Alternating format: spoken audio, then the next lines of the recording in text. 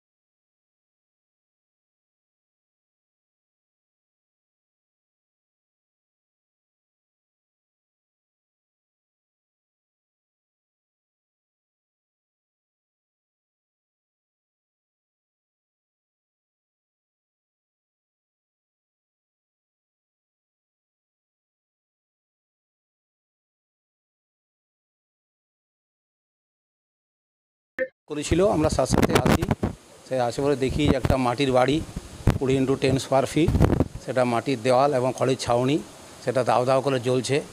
আমরা যদিও আমাদের গাড়ির রোডটা ন্যারো হওয়ার জন্যে আমাদের গাড়িতে একটু বিলম্ব হয়, তখন আমার সাথে সাথে গাড়ির যে পাম্প আছে সেই পাম্পতে পোর্টেবল পাম্প নিয়ে আগুনটা নিয়ে আমরা তাড়াতাড়ি পুকুর থেকে আমরা আগুনটা নেওয়ার চেষ্টা করি। আধ ঘন্টা পর আগুনের নিয়ন্ত্রণ আসে। তবে বসত বাড়িতে কেউ ছিল না, কোনো হতাহত খবর নেই, হতাহত নেই ছিল না, স্বাভাবিকভাবে কোনো খবর নেই। আর তারপরে আমরা আগুনটা নেমে এখন আমাদের কুলিং প্রসেশন চলছে, আগুন নিয়ন্ত্রণ এসেছে, আমরা এখন আগুন নিমাচ্ছি। তো আমরা বলতে পারবো না সামনে হঠাৎ করে আগুনটা লেগেছে, এখন আগুন লাগার পর আমরা এসেছি।